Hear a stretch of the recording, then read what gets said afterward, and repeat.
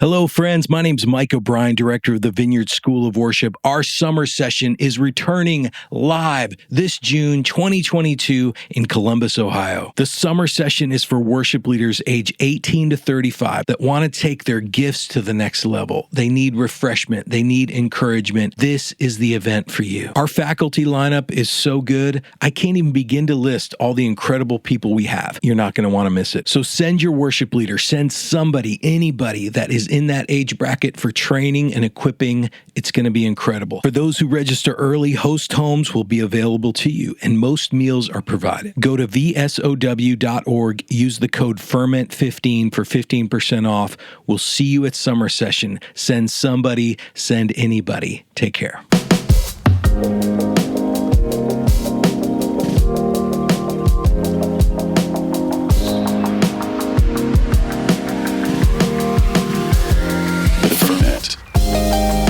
You're listening to the Ferment Podcast, conversations about worship and transformation. Today's guest is worship leader Tiadra Mickels from the Vineyard North Phoenix in Glendale, Arizona.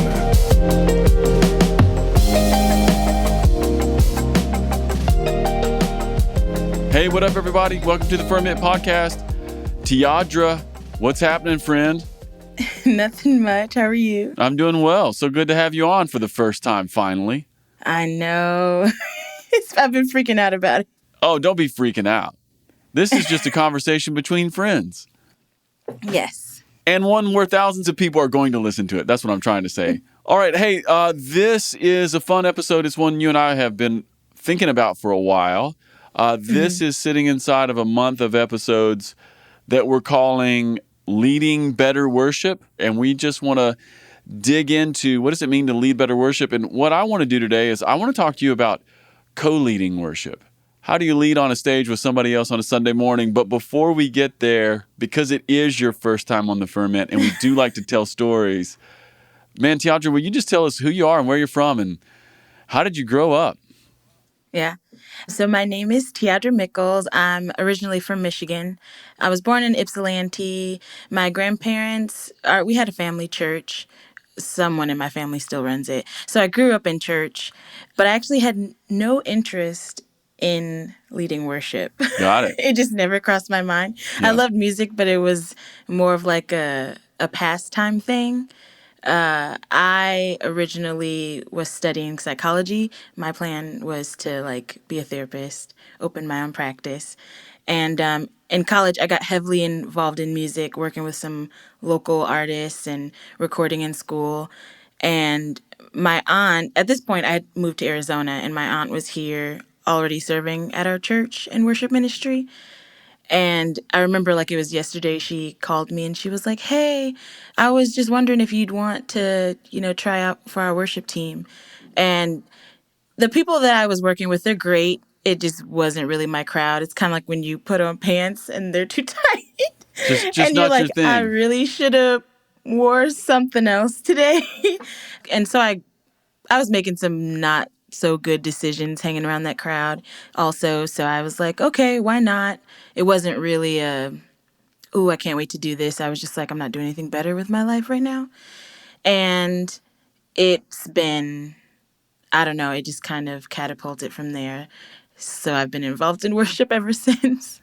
Isn't it interesting how often we have a plan for our life or something, we make some moves toward it, but then something else happens and then a few years pass and you end up being a person or doing a thing that you never imagined. Yeah. Well, and it's crazy too, because I wrestled with, as I got more involved in worship, I was less involved with that crowd of people I was doing music with. And I just kind of wrestled also with school, well, Lord, what am I doing? I wanted to study psychology. I wanted to help other people. And I didn't exactly grow up in the best home. There's just things that didn't get figured out. And so there was just, anger, abuse, things like that. And so I heavily wanted to help other families. And I felt like the Lord was just kind of worship is therapy too. Healing happens in worship. And so I get to be a part of that, but I don't need a degree for it. And I don't have to study these books. I get to worship, lead people into worship, and then I also benefit from it too. So I'm like, okay, Lord. and I, even while being in it, I've still wrestled with it. I feel like I only just kind of really settled into like, this is what I'm supposed to be doing. It still feels a little weird. But now that I'm full time on the worship team, it's like, well, this is your job now, so you can't exactly run like you used to. That's right. So, Well, talk to me about that, yeah. because I resonate with that feeling of, oh, this is something that's happening. This is something I enjoy, but maybe it takes a while to settle into it and feel like you're the person for that job, or Yeah. this is real for me. Yeah. I think sometimes we use the word imposter syndrome. I'm not trying to put words in your Oh mouth, my goodness. but you know what I No, mean. that's Like, exactly, yes. yeah, talk to me That's about your exactly what journey it there, is. because I think that'd be helpful for a lot of people. Yeah. I think for me, it was a combination, or it is a combination of discovering my worth and identity in Christ, because like I come with my own past and false narratives of myself and of God and how he thinks of me, but then also learning about worship and how much of an honor it is to be able to do this. Like, I take it very seriously. So, but I also have a fear of making mistakes, and I'm like, I'm not the person that should be up here. It is one of my goals to make sure people know that, like, I'm messed up. Because I don't want them, because they look at us on stage and they're like, oh, you just close your eyes and you're in the holy, you're in his presence. And I'm like, dude, no, we fight a lot. Like, for the longest time starting worship, I was crying before rehearsal. I was crying after rehearsal. I was crying right after I got off stage. And because one, I was striving too. And also learning this thing of like, I have to pay attention to the people in the room, to the music, but also be worshiping. Like, that's three things that I'm focusing on in the time. Also, whatever else is going on in my head. And so I think the easiest thing for me would be just like, oh, I'm going to decline, because at the time I was a volunteer. I'm not feeling like doing it. And eventually honestly, the breaking point for me came on stage. I Really? don't know. I can't remember what I was going through, but it's crazy to even watch the services, to watch the like evolution of me as a worshiper. It's crazy. Like, and I just have to say, when I started the worship apprenticeship that we had here, kind of first starting into leading worship, we had a Zoom meeting with you, actually. And I probably was like 20, 21. And two of the things that stood out to me the most were, you said, the church culture will change you before you change it. And you also said to honor your spiritual mothers and fathers. And again, like, my intent, when the Lord opens a door, I just go through it. And I feel bad when there's people who are like, I'm supposed to be a worship leader. God's called me to this. And I'm like, dude, you can have this, because I'm just here. Like, if you want to, like, take it, the Lord just got me here. And I held on to those two things. I don't know why they resonated with me, but I feel like that's also helped shape me. If I wasn't able to honor the authority over me, I know what's in me are my passions, but being able to say, like, I need to take a step back. The doctors, they listen, they assess the situation before they prescribe medicine. God doesn't have to listen, but he does before he tells me what he already knows I need. How much more do I need to actually observe, get to know the people, understand why leaders want this or that. And then God makes a way for what he's put in me to come out as it should, without me having to like step on toes and stuff.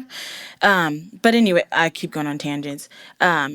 Me breaking down on stage, I feel like the Lord puts up guardrails, so he knows that I will go wherever he takes me, no matter how hard it is. And we might wrestle there, but I'm like, again, I have nothing better to do with my life other than to follow you. And so he just kind of chipped away at all of that by me being involved in worship. It's still happening where he keeps, I'll say, elevating me, even though I'm like, dude, I am not ready for this. And he's like, I'll equip you as you get there. And I'm like, but I'd like the tools now. I'd like the instructions now. So been a daily battle for me, but it's not so bad anymore. And one of the reasons too is because I've been able to, now the attitude is, I get to do this and I get to help someone else who may have experienced the things that I've felt, whether it's in the worship world or not. Like, one of my main goals is to make sure that everybody feels comfortable being themselves. And I think that if Jesus had to come here and show us how to live a life that's pleasing to the Lord, he had to show us how to pray. And then he still intercedes on our behalf. How much more does he have to show us how to be a worshiper?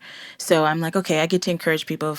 If I can't do anything else, encourage people as they walk through their life of worship. So that's helped me to get through that. Well, Tiadra, thanks for sharing that. I mean, I love this story because my experience of you is not someone who's intimidated. So this is what's interesting about this story.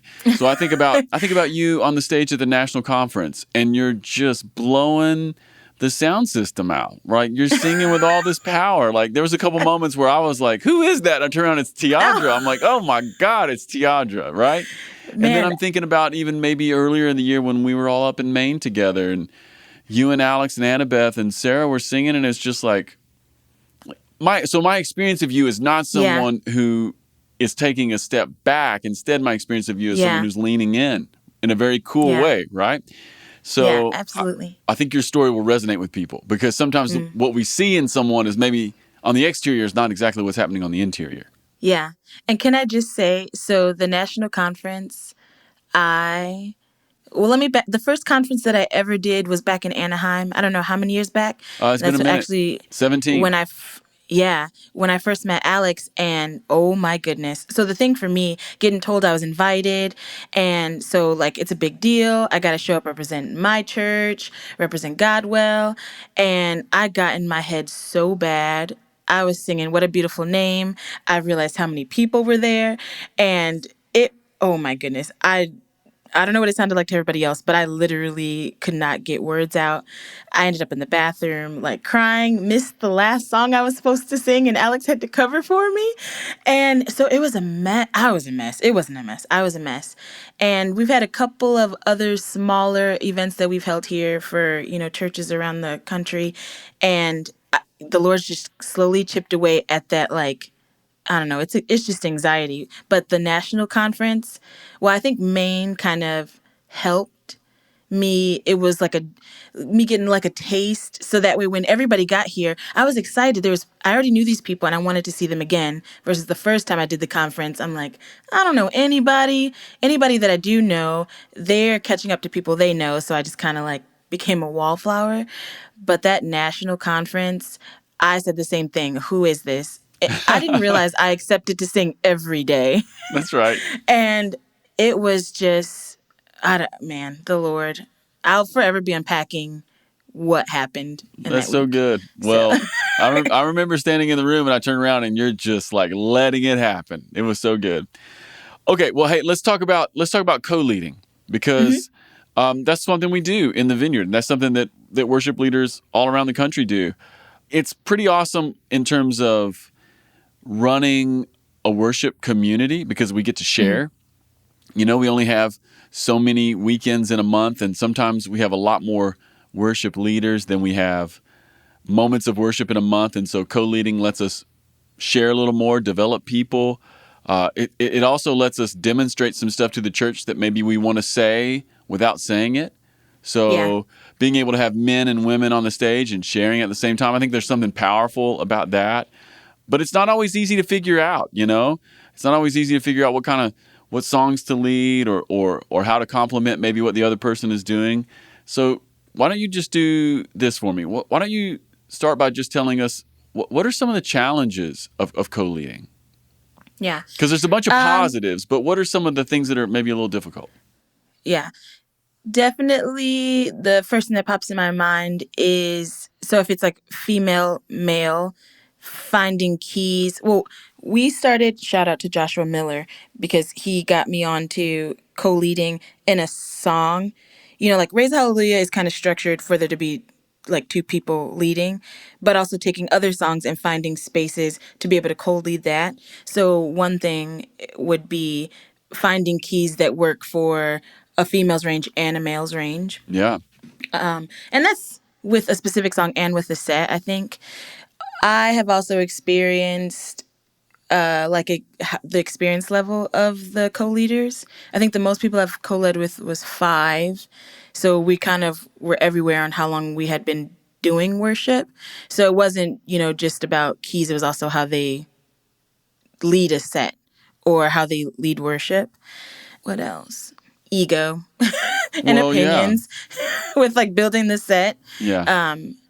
And I didn't realize how much it was also like pastoral to go through that. So if somebody's, kind of pushing a song, whether they do or don't want to do it, figuring it out why. And it's like, oh, I'm scared. I can't hit this note. And it's like, oh, okay. Well, then I coach them through that, like give them some exercises.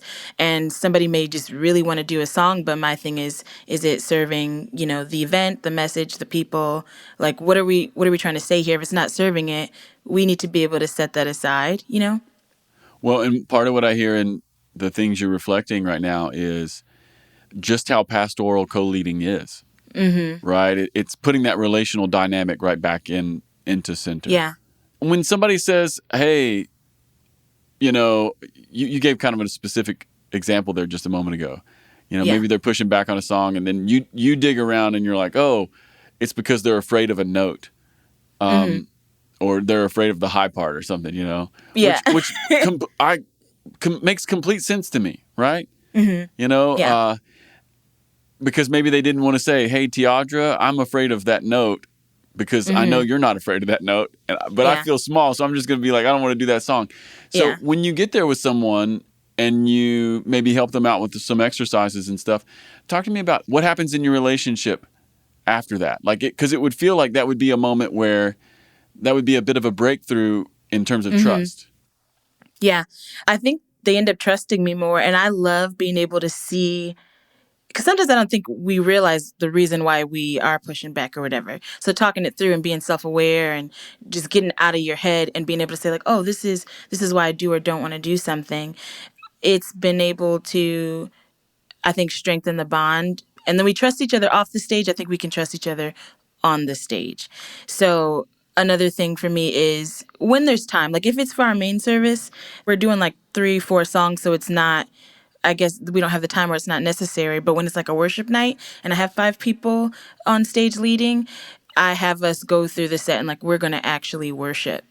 And also see, like this is the space to also, try prophetic or spontaneous worship. I don't want the first time we're doing it to be on stage and like you've never done it on stage. You don't know what you're doing or you're just not comfortable with it. So I'm like, us meeting relationship to me is an important foundation. Even for the entire band, I think you get beyond just the technical stuff of doing worship. Now I'm looking at our bassist and I'm like, we just got done praying backstage. I don't know. I feel like it does something. Yeah, of course. I mean, you said something really brilliant a moment ago. You said being able to trust off the stage leads to being able to trust on the stage. Yeah. Which, I mean, I think that's 100% right. And it's good pastoral wisdom. Is there anything else you want to say about that? What do you do to build trust off the stage? Besides just even in the rehearsal moment. But I'm saying like maybe that has nothing to do with rehearsal or even Sunday morning at all. Yeah. So we'll have like get-togethers. For our women's ministry, I would have the girls come over in the morning and we just have brunch together and talk. We'd actually make breakfast together. I think also, and this goes for on stage too, if I don't go to a certain place myself, I'm not vulnerable, how can I ever expect those on the team or those in the room to go to that place? So I'm always going to be the first person to kind of, so if a conversation comes up, I'm the one to tell them like, hey, I deal with this too, or I've been scared, and all of a sudden it's like, what, you do? So now they're like, oh, I can, it's okay. Like if she's dealing with this and she can still do it, then why can't I? And then they're more likely to listen because they're like, okay, she gets it. She's not just trying to give it a Band-Aid for the situation. Or so I think it's just doing life together. Thursday nights, whoever's on the team, we try to get together and just have like tacos from Joe's Tacos and play games. Shout out Joe's. I think, yes, Joe's Tacos. Shout out to Joe's. So I think just doing life together helps. I'll check in, text people, see how they're doing, and I think all those things matter. Oh, they matter so much. I mean, and it's funny how a couple meals with someone changes what's happening on the stage.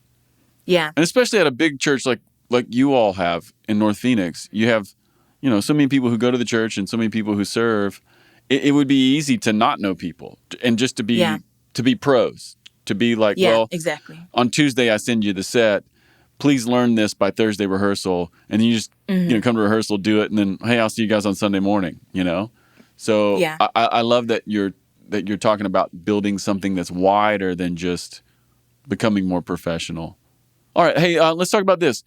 Talk to me about building a set with someone else. Like, actually walk me through how the set ends up being the set when you're co-leading with someone. And I'm not even thinking about a special event here, like not at the national conference or something. Yeah. I'm talking about just at your local church, It's you and maybe somebody. Maybe it's you and James, so two people very experienced, or maybe it's you and somebody that you're bringing up who's not very experienced. Tell me who does what when so that the set becomes the set.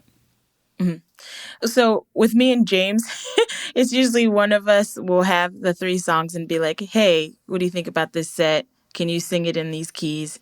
And then it's like, yeah, I like it. I can sing it in this key. It's really quick. It's really simple. Yeah.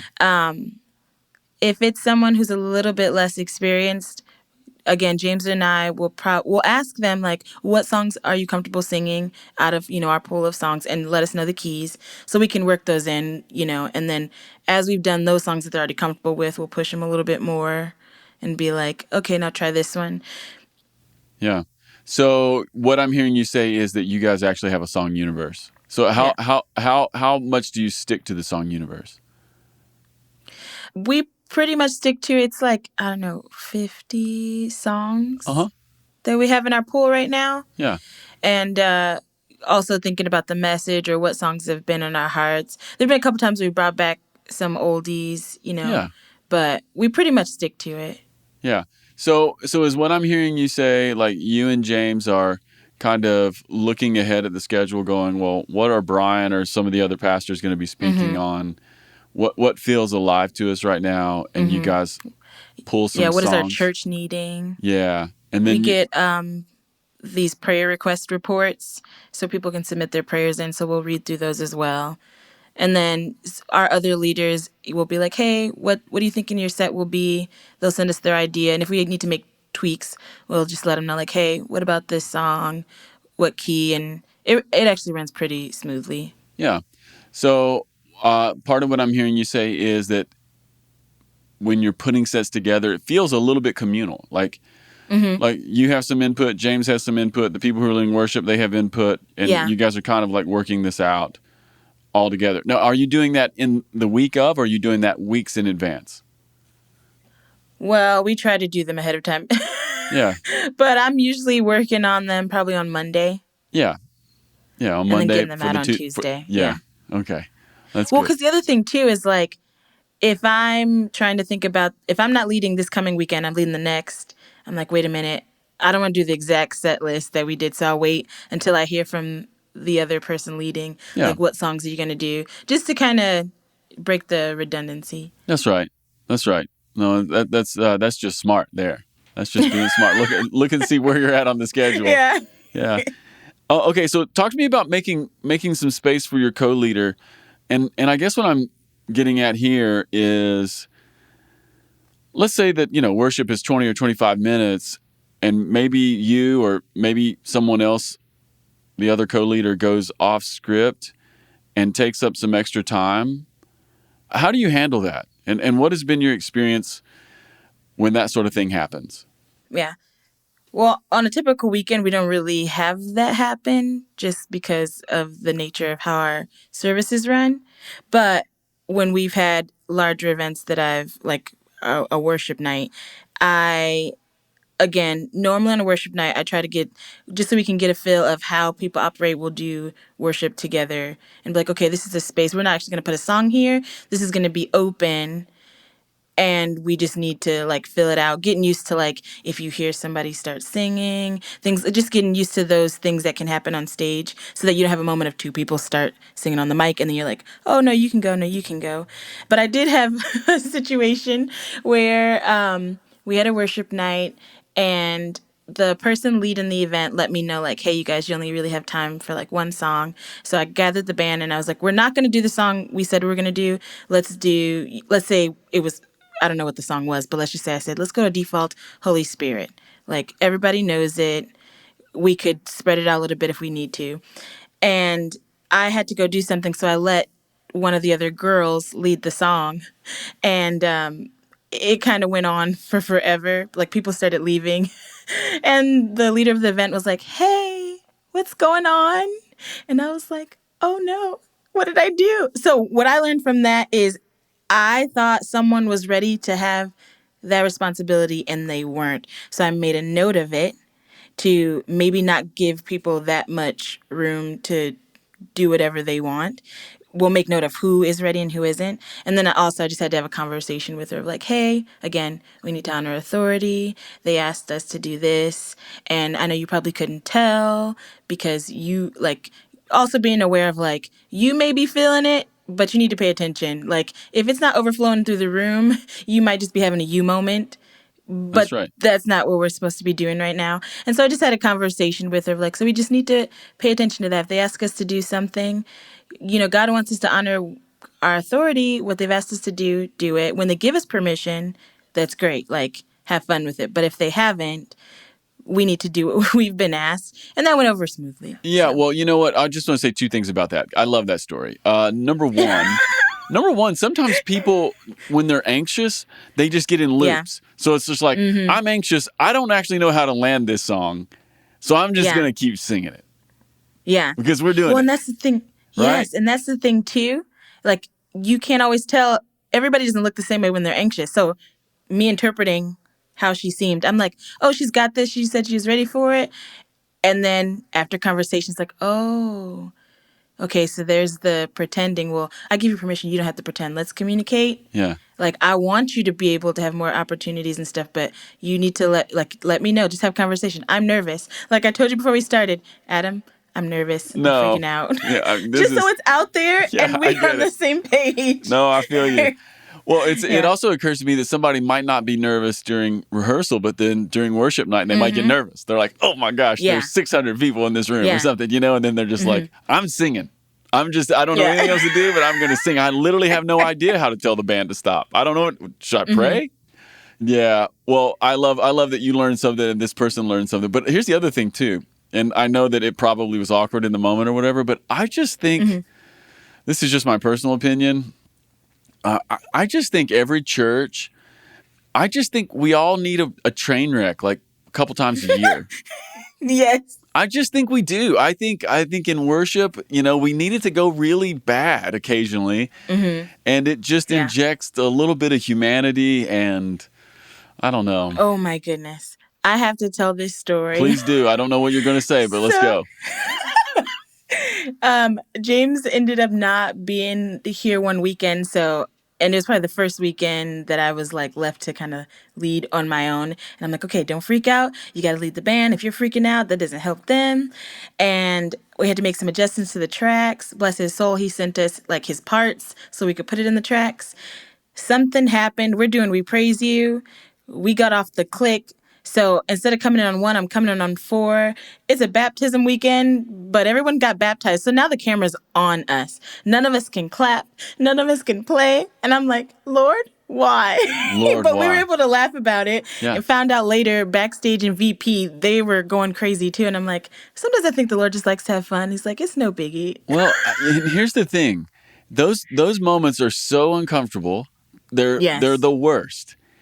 And yet they teach us things that we just can't learn almost any other way.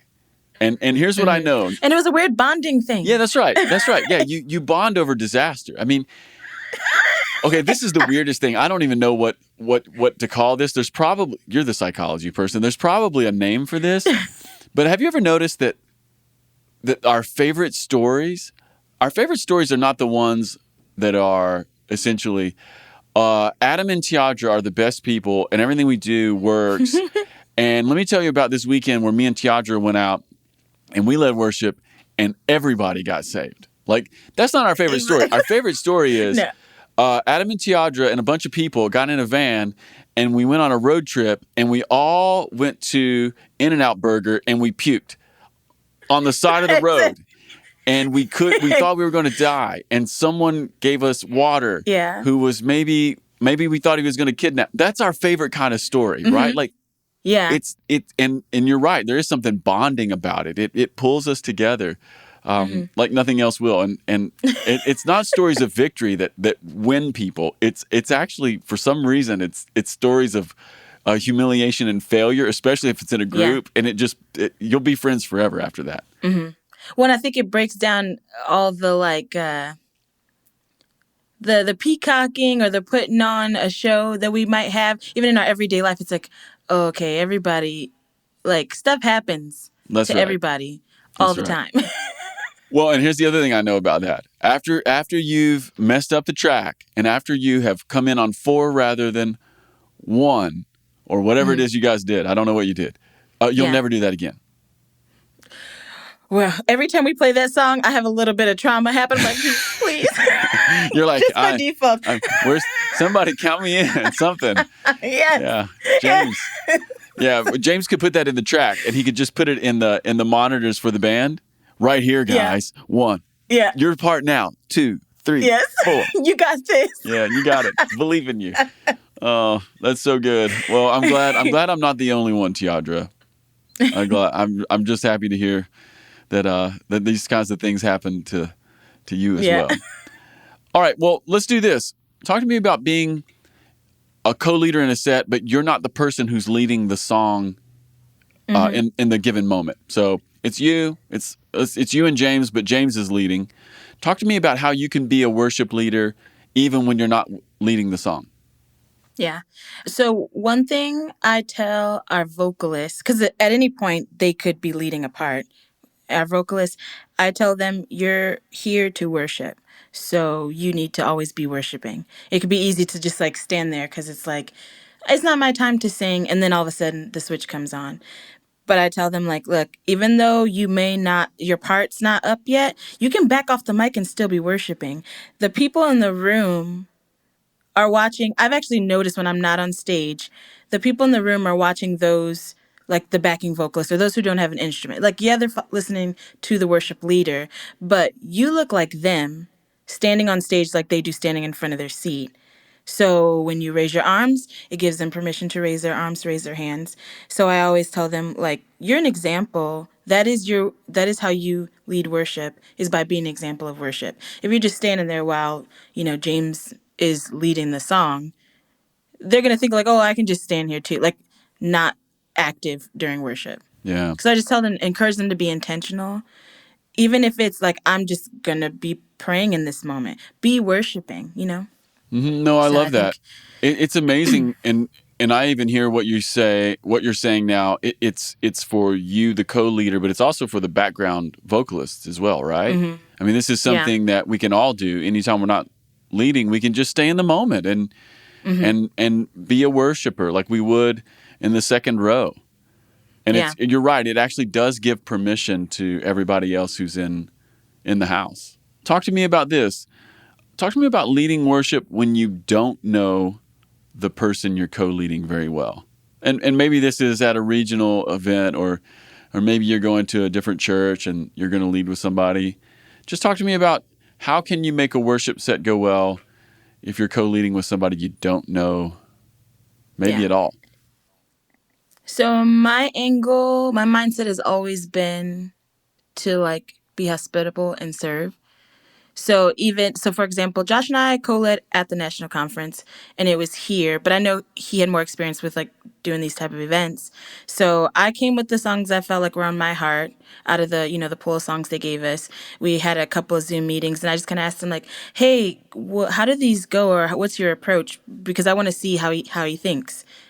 I'm just like, I'm here to worship. So I don't really have a preference.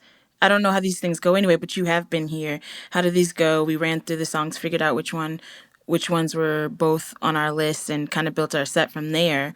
And then we had the privilege of him staying that weekend to lead worship at our church.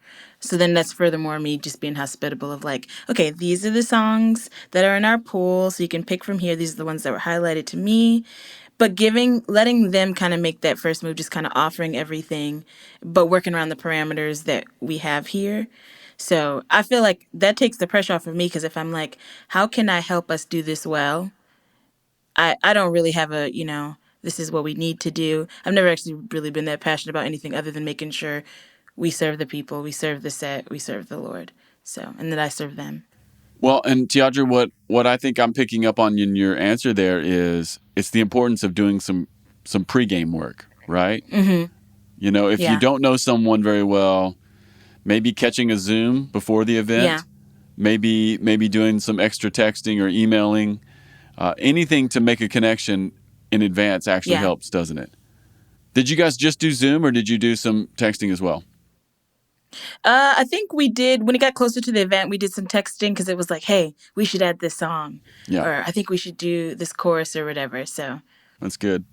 Yeah, pre-work makes it all happen. That is really good. Well, I tell you what, we've covered a lot of ground here, but before we wrap up, is there anything else about this that you'd want to say to Vineyard worship leaders? And just think about, there's all these people who are coming up in Vineyard worship, all these young guys and young gals, and maybe they're like Tiadra was 5 years ago, all the pre-Tiadras.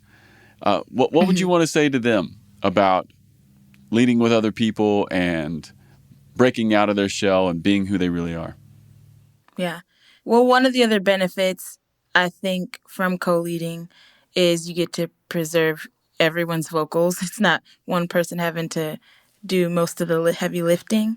So that's one thing. But I think everything we've just talked about, like making space for each other, being honest, building relationship.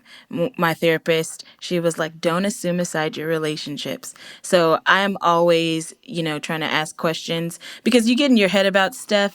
Like, we're humans. So if there's a song you really want to do or whatever, like, you got to be able to set that aside, or don't assume somebody thinks that they can sing something better than you. All these little things that like to come in, I just try to be proactive and nipping them in the bud early on. And I also think that co-leading, especially if you can co-lead a song specifically, like try to get creative, especially if you have a pool of songs you always do. I'm always looking for a way of like, how can we make this song seem fresh? So it's like, for example, we've done Glorious Day for a while, and it would usually just be like one person like just sings the song. Well, now we've been able to break it down where, one person singing the first one, another person singing the second one, another person singing the third one. All of a sudden, there's a new element to the song. They're like, wait a minute, they're all singing, and it feels like it unites the band too a little bit more. I don't know what it is about it, but yeah, you can just reimagine something, right? Yeah, exactly. So it's an opportunity to have fun too. Think about like if you feel like, man, we keep doing the same songs.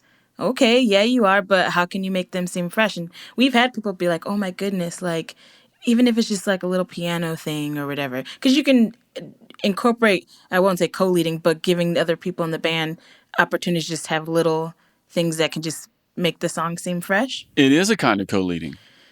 Yeah. So that's a brilliant thing. I mean, we think of people who are standing in front of the microphone as being the co-leaders, but there is a sense in which a piano part, a guitar part, or even just letting one of your background vocalists take the lead vocal on the second verse. I mean, that's great for team building. It actually still is demonstrating something for the church, and it gives the band a sense of new energy.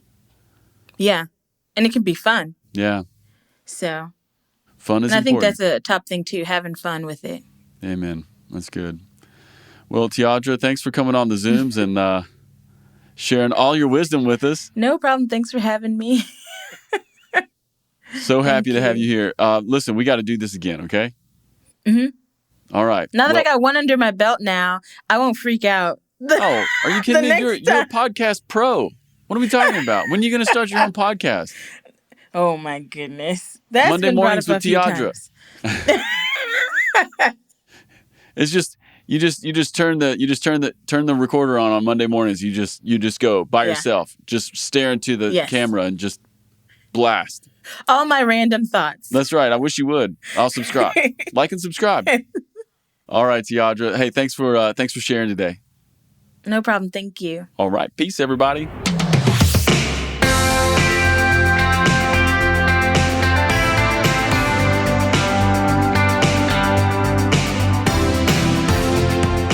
Hey everyone, Casey Corum here, producer of the podcast. Thanks for listening. As always, if you've been enjoying the podcast, here's a few ways you can help us. First of all, leave us a review on the podcast platform of your choice. This helps more people find us. Also, connect with us on social media. Instagram at the Ferment Podcast and Twitter at FermentCast. All right, everyone. Thanks for listening. See you next week. Peace.